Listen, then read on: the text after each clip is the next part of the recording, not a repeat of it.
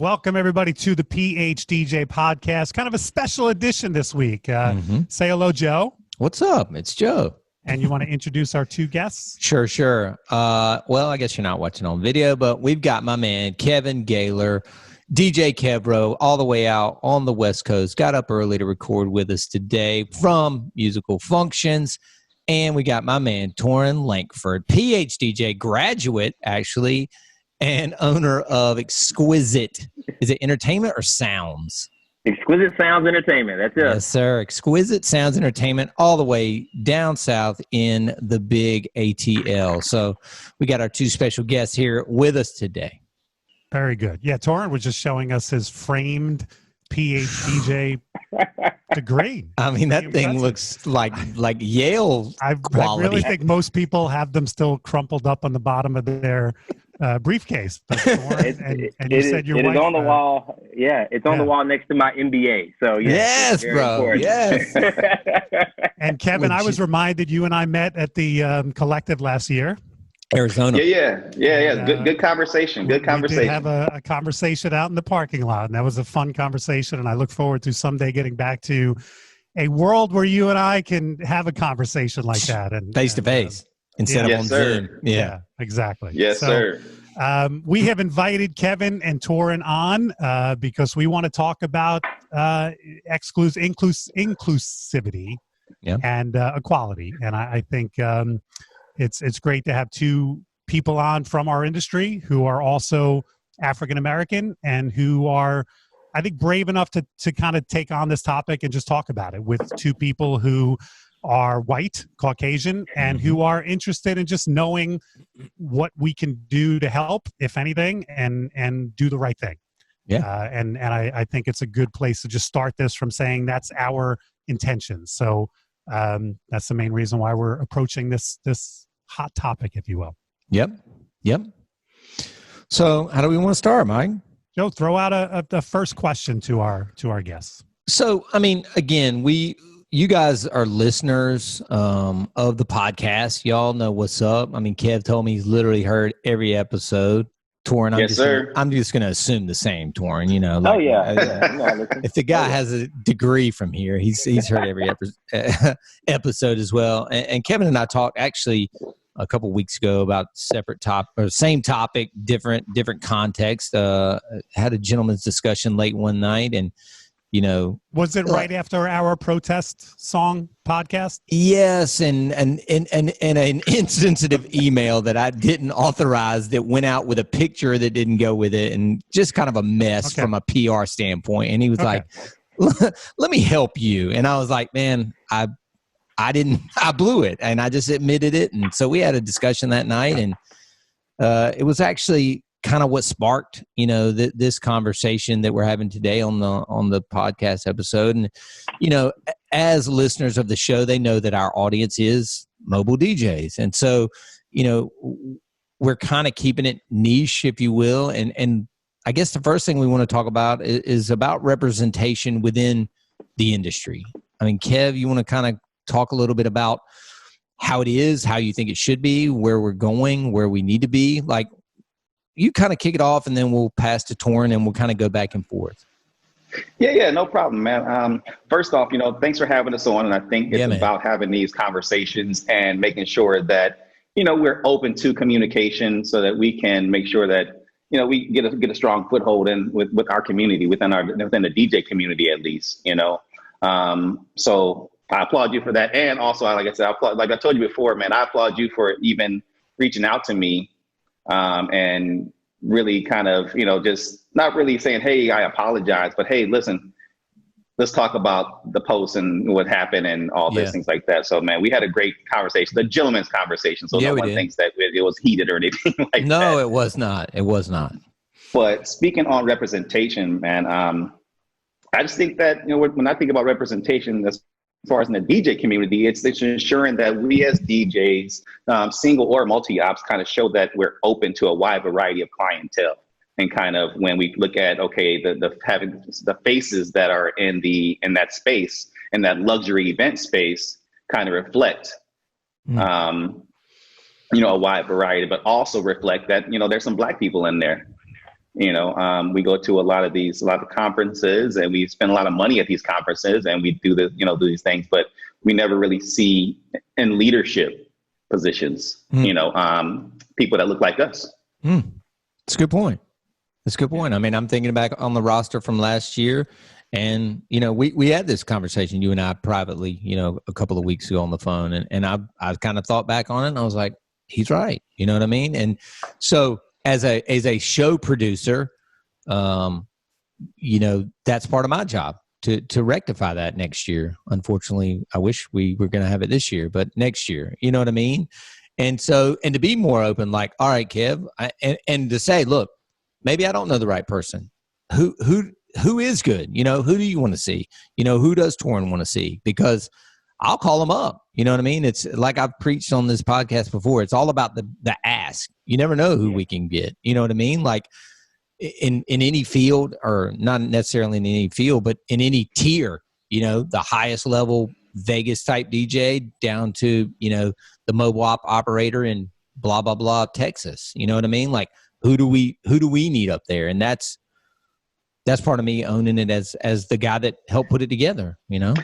And as a show producer, and I'm not saying that we want preferential treatment or anything like that, but we want to be thought of and represented. And we want to make sure that, it's just like you and I talked about when you set up for a wedding, you look at the whole thing and you got to go, all right, well, are there any cords exposed? Are we looking at, is there anything that needs to be fixed? It's the same thing when you produce a show. Okay, let's look at who are our speakers. Yep. Okay, we got A, B, C, and D. Who's going to be there? All right, cool. And so let's make sure that we are representing the people who are actually going to be at our presentation. Or you want to pick up on anything on that? Well, yeah, I was just going to say. I mean, obviously, I've been to, I've been to the collective. I've been to, I've been to some other, like mobile beats and things like that. Sure. And I can't say it's that everybody knows that these shows exist. I'll say that. Okay. Yeah. Everybody knows these shows exist. So black, white, brown, green, people know these shows exist. But there is a feeling that hey, they don't want us at that show. There's nobody on that panel that looks like us. Like, I mean, I haven't been to Mobile Beat, and I'm just using it as an example, not pointing the finger. I've only been to Mobile Beat maybe 2, maybe 3 times. And I've only seen one person of color listed in the program of all the times that I've been. Right. Now, I'm still going to get the knowledge, however, it's something good about seeing some people that are a little bit more diverse in nature. Sure. That, and even as women, right? I was going to say, we broached this topic of female representation at the shows as well. That's been talked about, I know, on this show before. Although the collective doesn't have that problem because Brian Bonacisi loves to put pretty women up there. Yes, he does. He does. At the collective last year, I was like, hey, can we get some guys up there? Yeah, right. Yeah, definitely. But yeah, I definitely, I see your point, and this is one of those situations as a white man, I can understand, but I can't relate because I've never been in a room where I'm looking up on the stage and every speaker is not of my ethnicity. So I understand where you guys are coming from, but I can't relate to it because I've never been to a conference where every speaker was African American or every speaker was female, or you know what I mean. So yeah, I think Joe and I can both say we get that, but I certainly can't relate to it, and that's part of the problem. And maybe I need to put myself in more scenarios like that where I can say, God, now I get where they're coming from. But that's a good point, Mike. That's a really, really great point. You said that I can understand, but I can't relate, and that isn't the problem. That's actually a good representation of what's going on. Fewer people are understanding or trying to understand. More people are trying to relate. And it's not about, it's not about white people relating to black people. It's about understanding, and it's about us just understanding each other. Right. So it's understanding. Okay. So I also think what I try to do is accept the reaction. I don't give the reaction any judgment. I'm like, I accept that because who am I to make any judgment? Because I've never been in that scenario. So I don't know how I would react. So, and I do think some white people get defensive about it.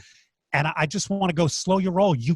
This is not even our topic to get involved in. You know what I mean? It's just like when I hear men talk about abortion, I go, I don't think men should have a say in that. I think that should be completely up to women to decide what to do with their bodies. God, Joe is sweating. I'm so uncomfortable right now. I wish I hadn't worn a gray T-shirt. Because I'm sweating bullets over there. Oh, Lord. All right. I'll go back and delete the abortion part, Joe. I'm sorry. But yeah, I think the best we can do when it's not a topic about us is to just listen and accept there you go. And don't give them any judgment. Don't say but just go, okay, I accept that reaction. That's a true reaction because it comes from a place of truth within you, right? Right, but do you think that just by listening and not having a reaction or doing something about it, do you think that's actually helping this situation? Yeah, I'm sorry, I didn't mean to just say like, yeah, listen and then not do anything. Right, listen and then react to it in a way that can help fix the problem. Like Joe said, as a producer of a show, having heard you and now having it brought to his attention, what can he do moving forward? He can reach out to a more diverse group of people to speak. Now, if he does that and he's turned down by everyone, then he's done the best he can. But I think by saying, hey, I heard you and let's make a change. And then hopefully you don't, and I don't mean you specifically, but don't hold it against him because of past overlooking things in the past because he made a change. You know what I mean? Got it. Well, I mean, also, I think that any, us being reactionary is doing whatever we can. I mean, using this platform. Okay, let's talk about it, or making the show better, or, like I'm with Mike. I'm all about it. Like, open my ears, listen. Like, what's the problem? We're part of the problem. Okay, let me help do what I can on my behalf. You know what I mean? And some people chose to protest, some people chose to take to the social media, some people chose to take to the airwaves. Like, everybody's got their own ways they can help or should help, and just be reactionary, or at least if you're really part of it, if you really want to be a part of what I feel like is, I mean, we've all, especially Mike and I are older than you guys. I mean, we have seen everything way, when we were kids, through the Rodney Kings, through the current stuff, the Breonna Taylors, through the George Floyd. Like, we've seen the past, we're both almost 50, 50 years of history. Obviously it goes back much further than that, but like, we've lived through some really shitty things, excuse my language, you know what I mean? And now this moment, this year, it's like, this is, to me, the I don't want to say the movement, but the awareness, I guess is a better word, is stronger than ever. Mike, would you agree with that? Of all the, I do, and I wonder if even in the middle of a pandemic, you know what I'm saying? I wonder if I could ask you both that question. It seems like the George Floyd murder is going to cause more change in this country for the better than any other. And to me, there have been so many other, like Trayvon Martin, to me was so heinous that I'm shocked that didn't cause the reaction that this has. Can you put your finger on why is it the blatantness of the video? Is it the fact that we are all so shut down now? So, people are just we're up to, like, could either of you or venture a guess as to why the George Floyd situation seems to be on a different level and maybe finally can create some change that we badly need? I'll start off, right? I was obviously being in Atlanta with the most recent incident, right, related to the police. Yeah. So I think part of it is that everybody's been, going through COVID. That's part of it. I do believe that is part of it. That's just my personal opinion. Sure. The other part of that, though, however, is unlike a Trayvon Martin, again, you have an unarmed black man dying at the hands of the police, right? Which the police are here to supposedly help us. Serve and protect, right? But to serve and protect. But instead of serving and protecting, we've literally caught you on camera for 8 minutes, essentially killing a person. Yep. And so we don't have any video of Trayvon Martin. So, no, I mean, it became he said, and unfortunately we couldn't even hear from Trayvon Martin because he was dead. So, right. Well, right. And also too, and the other thing here too is it's much bigger than that. It's also fighting against a system, right? It's a system that constantly saying that like you as a person, you as a minority, you essentially don't matter. You know, like, yeah, we can videotape this, or we can have eyewitness account, and then these police officers or these individuals still get off. You know, they still get away with murder. If Kevin or I, man, I mean, I have no problem saying I've had issues with the police. You know what I'm saying? I mean, I've had issues with the police, you know what I'm saying? So I've been a victim of, you know, just kind of being looked over once or twice and just accused of a crime. And again, I'm somebody I thought, hey, I got an MBA.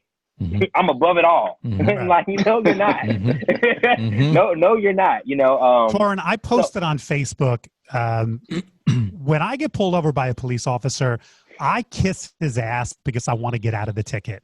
Yeah. When a black man gets pulled over, but you have to kiss his ass in hopes to get out of that situation alive. And if white people don't understand that, that's the definition of white privilege.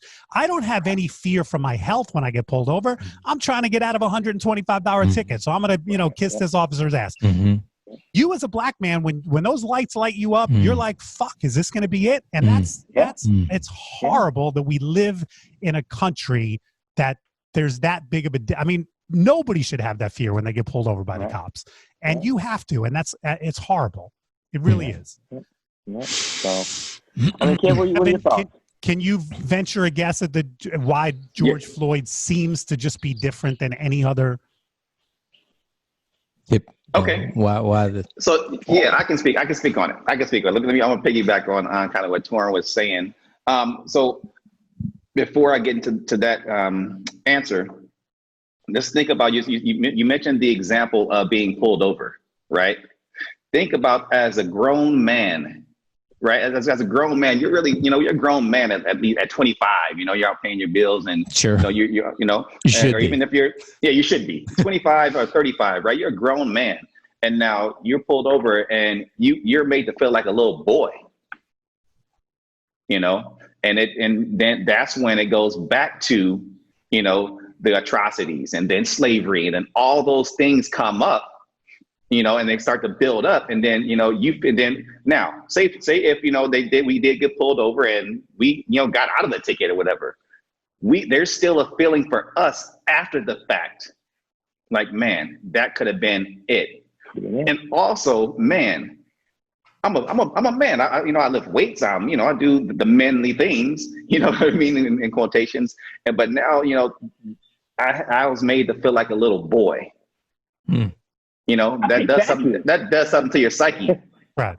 You know, that does something to your psyche. So now if I can speak on, because Mike asked, okay, why did the George Floyd situation, you know, why is that different? Let me say this. It's not different. What happened was it was a buildup. It's a buildup of people just getting tired and just sick and tired of seeing it.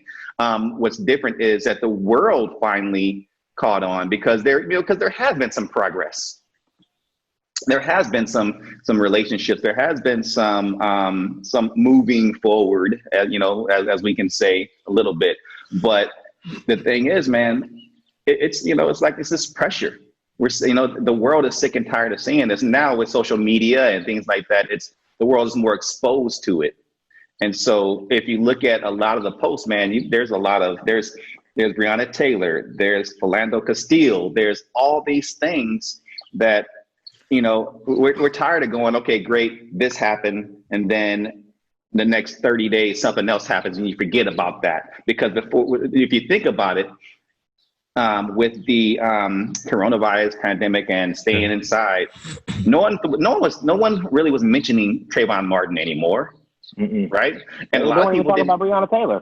Yep, exactly. They weren't even talking about those things, or even, you know. But then also you look at, you know, I hate to say it. Well, I sometimes I hate to say it, but look at Dorner. You know, he was trying to put it out there and tell people. Now the way he did it. And I don't agree. I don't agree with the atrocities that happened, and, you know, killing, you know, somebody's family members and things like that. But he tried to do it the right way. You're looking at people who have been trying to do it the right way for a long time, and the right way isn't being recognized. Is Dorner is he the police officer yes. who lost his job? Yeah. Yeah. Wait, clue me in on this. Sorry. So, this thing is, what was I'm sure what his first name was, but Dorner was a LAPD police officer. And you can watch, Dave Chappelle actually did a whole show on it on YouTube. Okay. But he's a LA police officer who went out on a routine call and went to serve a warrant, and he was with his partner, who was a white lady, and she kind of abused her power and did some things that she wasn't supposed to. Okay. So he reported it to his superiors, and he got fired. Oh wow. Yeah. So what he did was snapped, right?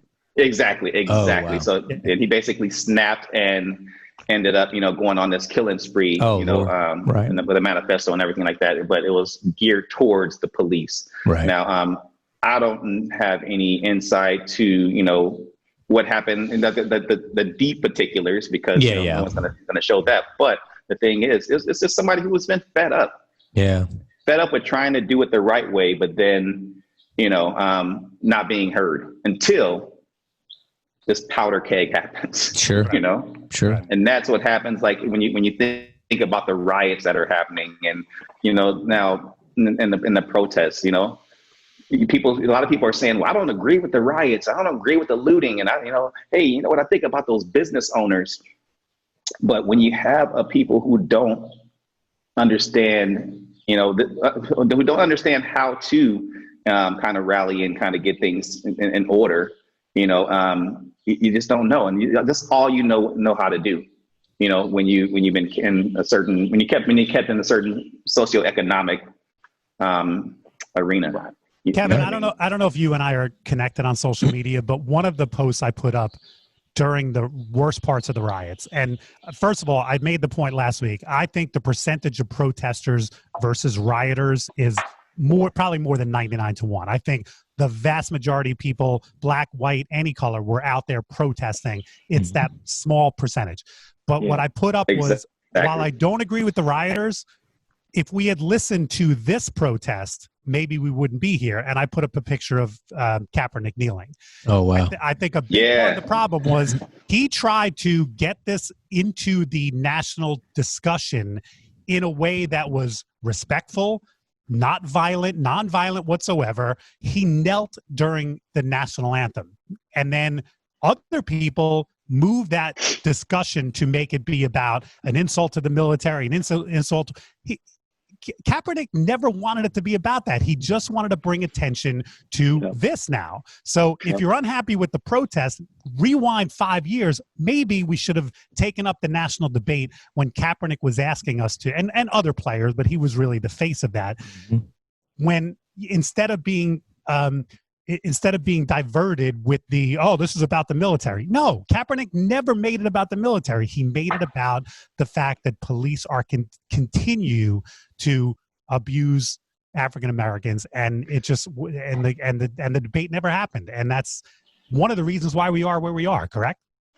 Correct. So, real quick, I'll let Toryn speak on it, but Mike and Joe, do you understand, and the listeners out there too, do you understand when he knelt? It wasn't just. If I remember, it was during the preseason. First of all, it wasn't even a regular season game yet, and he knelt during the national anthem. Do I have that wrong? Partly, he knelt during the part of the national anthem that says "Land of the Free, Home of the Brave." Oh wow! Thank you. You know what, Kevin? I wasn't even aware of that. I assumed he knelt during the whole thing. So you're saying he stood for most of it and got down on one knee, basically to emphasize how those lines have not come true for his people. Exactly. Wow. There you go. Thank you for educating me. Yeah, I didn't know that. That's what that was about. It was it's about that, and just like I can give you an example, man. Just from when I was a kid, my mother wouldn't let me. When you're in the classroom, you kind of you put your hand over your heart and then you say the Pledge of Allegiance. Right. my mother wouldn't let me do that. Wow. You know, because why? Because she felt that, I haven't said the Pledge of Allegiance in so long, but I pledge allegiance to the flag of the United States of America, that part's to the great. republic for which it stands, one nation, under God, with liberty and justice for all. Boom. There you go. I think you left out a line. I think you left out a line. Really? Yeah, you did. No. You left out a line, but the boom part was right because it was with liberty and justice for all. Because right. She didn't let me say that. And she didn't let me say it because there wasn't liberty and justice for all at that time. And you kind of, so you go, 25 years later, you know what I mean? And we're still not exactly. There you go. Yeah. Damn. So if we can kind of divert back to the DJ community. Oh yeah. That's what are we talking? That's the reason we were here. I got you, Joe. I got you. Do you have another question about this, diversity? Hang on one second. I understand you two have a podcast. Oh yeah, they do. Is it DJ related as well? Yeah, talk about it, man. So Kevin and I. You want to throw a promotion out for that? Yeah, of course. Right. So just tune in. Obviously, we're on I apologize. We're on what is it? On Google. Out, Kevin. We're on Google. We're on Spotify. Yes, there you go. Yeah. Okay. Yeah. There you go. And our podcast is called Opposite Sides of the Dance Floor. Right. Nice. And obviously the play is there that we're on different coasts because Kevin's in California and I'm obviously in Atlanta. Nice. And we're covering everything from just, DJ topics to, kind of planning events. So just kind of the whole shebang. And it's kind of lighthearted, I'd say, and just kind of telling some stories about different things we've seen in our time and just, how things could be, better or worse, our perspective. And that's about it. Yeah, nice. That's it, man. Yeah, that's it. I was going to ask if you guys delved in social comments. I was going to say, once you have me on and we can continue this part of the day. So Joe doesn't have to we're only on season one. We're only on season one.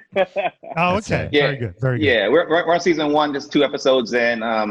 Opposite Sides of the Dance Floor. It's an amazing opportunity and creative thing that Toryn and I can try to come up with just to help out brides and grooms and couples out there who are looking for some personal information, but also our DJ community as well.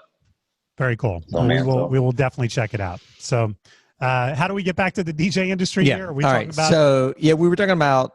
Joe's let's get back. I have a question though. About diversity.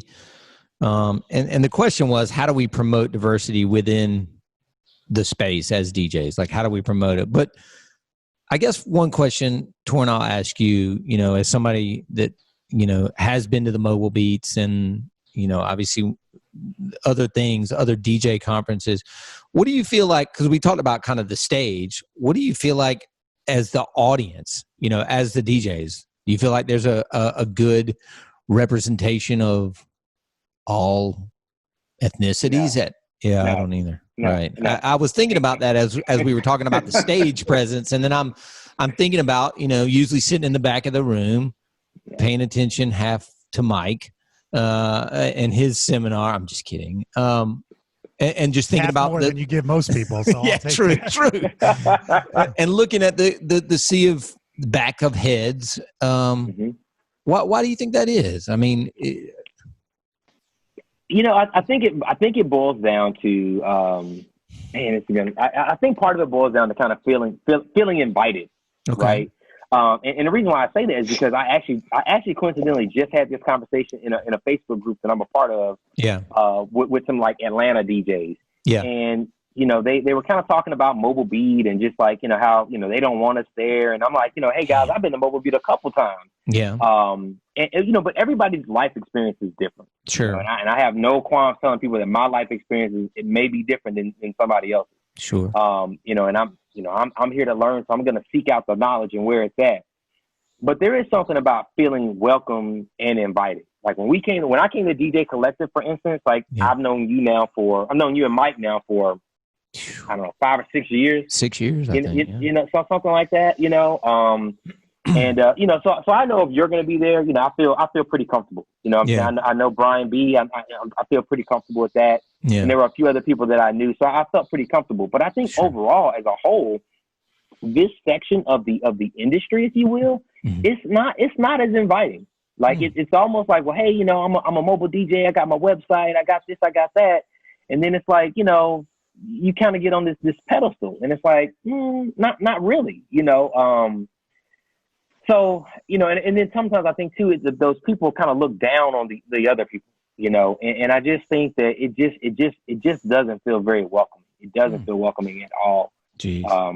And I don't know how to change that. No, I mean that's it sucks. I hate even hearing it, but I can give you an idea on how to change it. Jump in. So let's say, for instance, at DJC, right? So it's amazing that, you know, I know Mike knows Joe and Brian and Kristen and everybody knows each other, and not just inviting a black person, but invite somebody who you don't know. You know, to get a that diversity isn't just about race. Diversity is about different way of thinking. You're talking about to the collective itself. Yeah. No, I'm talking about when I'm sorry, I was saying, thinking in my head. Okay. Well, I'm thinking about when it's time for dinner. Oh. And then kind of like the dignitaries go out and have dinner on their own, or the dignitaries go out and stray away from your clique, basically, is what is exactly. Yeah. Right. So stray away from your clique. But now, go ahead. Not to cut you off, Kev. Not to cut you off, but I think that the difference there is that I look at DJC and like mobile beat as two different things. Yeah, like that. I do too. This is my personal opinion, right? Because like you know, DJC is more, you know, it's a much smaller subset, right? Sure. It's much more kind of fine tooth combed, you know, kind of selected, if you will, if you will. Sure. But with mobile beat, it's $2.99 or whatever it is, you know what I'm saying, and a trip to Vegas, right? You know, so for the amount of content that is put up through a mobile beat, it's open to everybody, right? Sure. So that $300 barrier is pretty low. I mean, for some people, it's pretty low. No, I know what you're saying. You know, but overall, once you get past that barrier, it's just about, okay, hey, is there anybody on the stage that even remotely looks like me? Sure. Right. That's going to be talking about, you know, my type of audience. Like, I'll be honest with you, and I'm not pointing fingers, but like, I've seen a lot of people get on those stages and talk about, oh, this, that.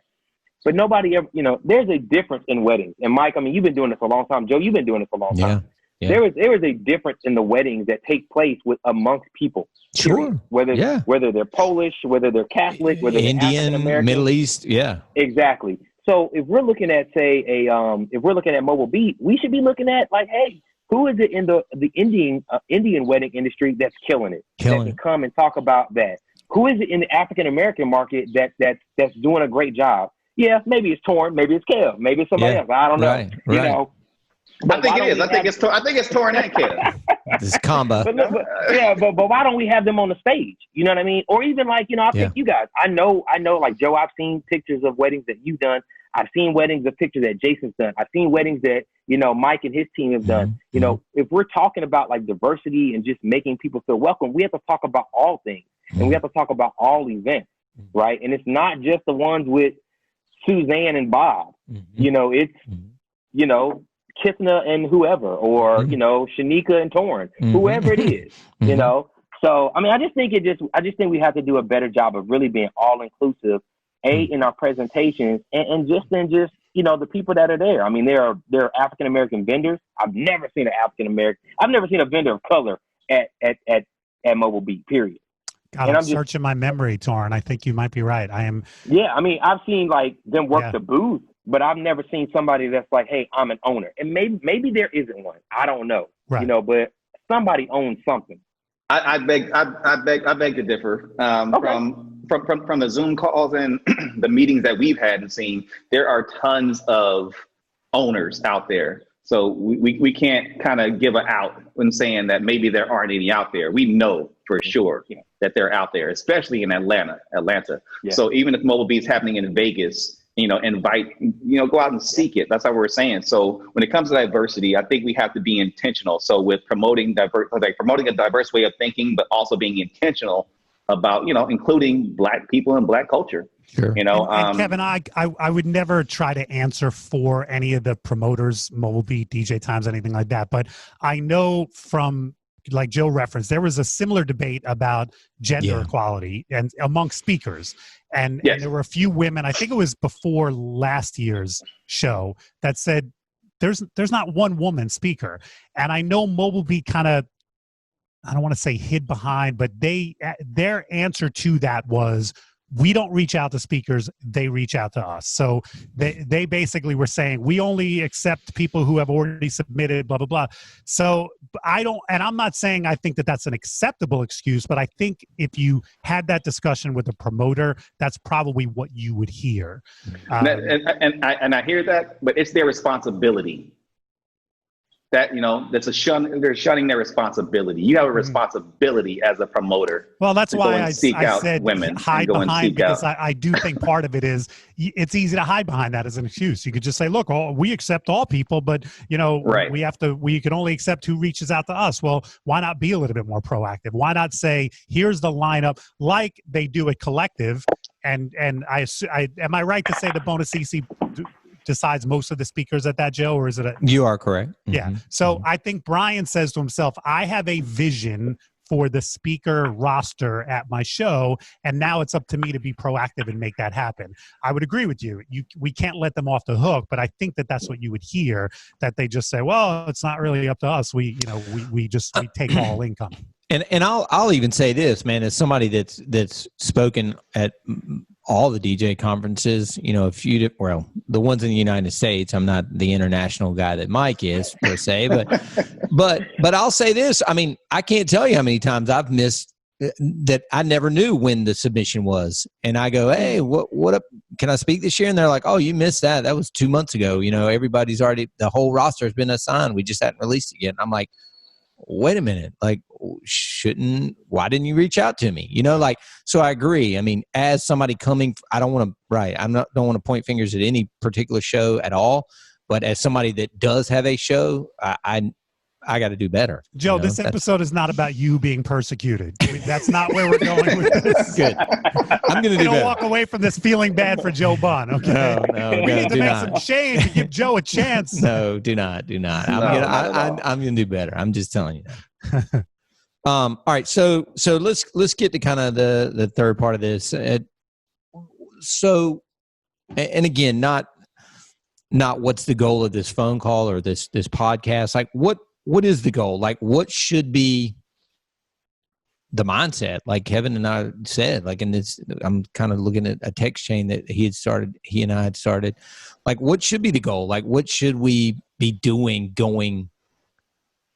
Did I just say the thing that I said? What should we be doing? What's the goal? You know what I mean? What is the goal? Like, that's what I'm really trying to say. The goal is inclusivity.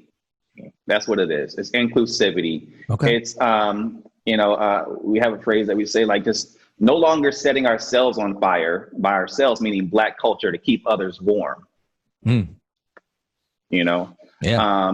And so looking at, the whole intent is to, not to set the whole intent is to set the world on fire, but also keep Black culture alive. So we can still, because the thing is, we most of the music that we played, R&B, hip hop, no question. The style. Look at even the style of how we dress, even for weddings. We're not wearing corny tuxes anymore.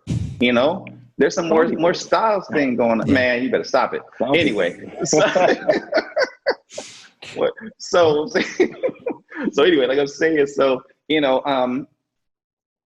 the goal is just to create new practices and have some inclusivity to make sure that we're being represented, that we're being diverse, and that we're looking at everything as a whole, so no one people can be excluded intentionally or unintentionally. Yeah. Right.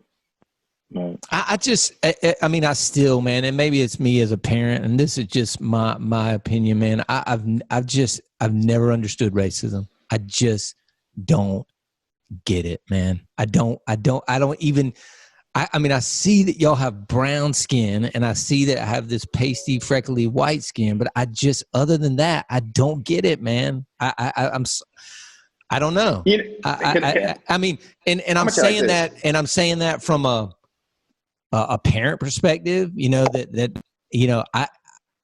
that's what I've passed on to my kids, and I feel like they get it, and hopefully they pass it on. And, you know, like we start to spawn these new generations that just don't get it, man, because I don't get it. This is a whole conversation, a whole nother conversation. Yeah, I'm sure it is, but I'm just our podcast. I'm just speaking my. Kevin, I feel like you have an answer to that. What is your answer to what you said? So my answer is, I get it. Yeah, I get it. I get racism. Yeah. It's a learned behavior. Yep. It's a learned behavior. Sure. So it's what you grow up with in your household. It's just like your ethos and your culture, and you know, all those things are learned behaviors. Now, if you grew up in a household to where you didn't understand that, or in a community to where you didn't get that, or in a community to where you didn't get that, then, you know, yeah, okay, I understand. Okay, you wouldn't get it, but understand that I understand those people who are racist on both sides. Mm-hmm. That's what they heard in their household, man. Right. Yeah. Okay.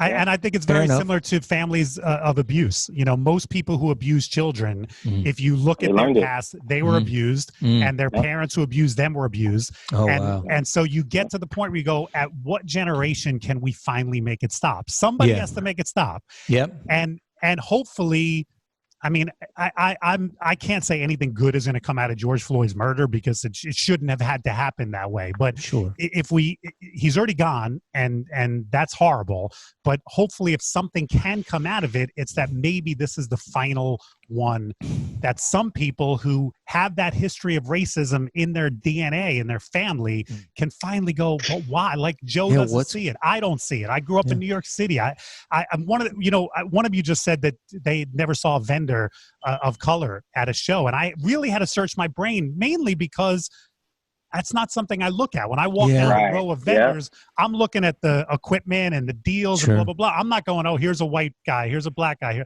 So as I went through my mental Rolodex, I was like, yeah, I guess I never have, but it's not something that was top of mind, because I don't see the world that way, or at least I don't. So the question is, from now on, when you go to the next event, will you be more aware of that? You know, Kevin, only hopefully in an awareness situation. I don't want it to be in a judgmental situation, because I don't want it. I don't want to look at somebody's skin color and think something different of them than this person just based on skin color. I think the saying is, you know, I'm not racist, but once you prove you're an asshole, I accept you on it, no matter what skin color you are. You know what I mean? Like, I don't want to prejudge anyone, but yeah, I mean, let's face it, there's assholes of all ethnicities. Like you just said, racism from I mean, there are black people who are racist. It certainly happens. Yeah. And I just hope that this generation this generation has broken the mold with the LGBT community, or not 100%, but certainly to a big point. And God, I'm just hopeful that it can finally do it with black and white. I do. Yeah, I mean, we're not going to solve everything now, and we're not going to, you know. By the end of this podcast, it's world peace. It's world peace, damn it. But I will say this: the fact that we can have this conversation and have these uncomfortable talks says that we are change agents for our kids and the next generation. Great term. And P.S., I want to give credit here to my partner, Joe. I don't think we recorded this part. I don't think it made. This was Joe's topic. And I read it to my wife last night, and I was like, wow, Joe, because Joe's usually the guy who wants to stay away from anything topical, social, anything. And to his credit, this is a podcast about DJing. And if it were up to me, we'd go down these rabbit holes all the time. But I think, it shows the importance of this topic. It shows, I think, Kevin, your discussion with him had a big impact. But I don't want to take credit at all for introducing this topic, because it was all you, Joe, and I tip my cap to you. I'm not even, I just think it's so, I feel different. You know, I feel different. I feel like we're in the middle of something bigger, and I hate the conversation that you had with him 2 weeks ago must have been, because I haven't been able to get the guy to lighten up at all. So it was in a 15-minute conversation I've been in 3 years. So I tip my cap to you as well. You shook him up. It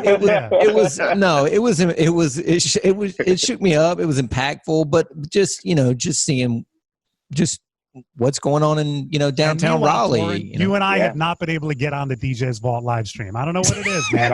At least you know it's not racism because he's holding it back too. You can't. He's had Kevin on, but he hasn't had me on. I gotta make right. I keep practicing. I'm like, someday Joe's gonna invite me on. Right. If this pandemic lasts 2 years, maybe I'll finally get invited on. This is not good.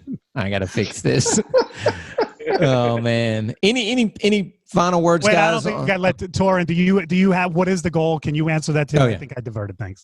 I mean, I think the goal, I know when Kev, asked, kind of me to be a part of the conversation, I think the goal for me was that I would love to see us as an industry really focus on, being a little bit more inclusive.